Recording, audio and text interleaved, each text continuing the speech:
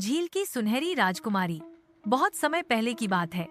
एक हरे भरे पहाड़ों के बीच एक शांत नीली झील थी। उसका पानी इतना साफ था कि उसमें चांद भी अपनी शक्ल देखकर मुस्कुराता था। लोग उसे चांद झील कहते थे। गांव के बड़े बुजुर्ग कहते थे कि इस झील में एक सुनहरी राजकुमारी रहती है। वो हर पूर्णिमा की रात झील से बाहर आती है, लेकिन सिर्फ तभी दिखती है जब कोई सच्चे दिल से मुस्कुराकर उसे देखे, वरना वो झील की लहरों में ही छुपी रहती है। लोगों ने कई बार कोशिश की, लेकिन किसी को कभी वो राजकुमारी नहीं दिखाई दी। उसी गांव में एक नन्हा मासूम लड़का रहता था, अर्जुन। अर्जुन बहुत ही भोला और खुशमिजाज था। उसके पास कोई महंगे खिलौने नहीं थे, लेकिन उसकी जेब हमेशा हंसी और कहानियों से भरी रहती थी। अर्जुन का सबसे पसंदीदा खेल था झील के किनारे बैठकर पानी में अपनी परछाई देखना। वो लहरों से बात करता, अपनी कल्पना में मछलियों से कहानियां सुनता और पेड़ों को गाना गाते हुए सुनता। एक दिन पूर्णिमा की रात थी। चांद पूरा और चमकीला आसमान में झिलमिला रहा था।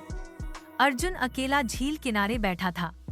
वह पानी में अपना चेहरा देखकर मुस्कुराया और बोला, तू भी मुस्कुरा ले पानी, आज चांद भी हंस रहा है। अचानक झील की लहरें हल्की हल्की चमकने लगीं। अर्जुन को लगा जैसे पानी में कोई सुनहरा उजाला हिल रहा हो।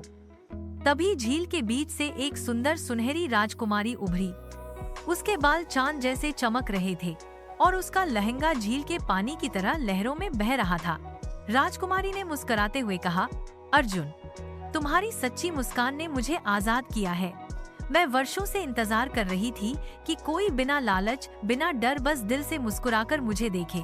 अर्जुन हैरान था, लेकिन डर नहीं रहा था। उसने कहा, आप बहुत सुंदर हो। क्या आप पानी की परी हो? राजकुमारी ने हंसते हुए जवाब दिया, मैं झील की रक्षक हूँ, एक राजकुमारी जो सिर्फ सच्चे दिल से देखी जा सकती है। अब मैं तुम्हें एक इनाम देना चाहती हूँ। फिर उसने अपनी हथेली में से एक चमकता हुआ सिक्का निकाला और अर्जुन को दिया। ये जादुई सिक्का है। जब भी तुम इससे कुछ मांगोगे, अगर वो चीज किसी की भलाई के लिए होगी तो वह तुरंत पूरी होगी। अर्जुन ने उत्साह में कहा, तो क्या मैं इससे मिठाइयाँ बना सकता हूँ?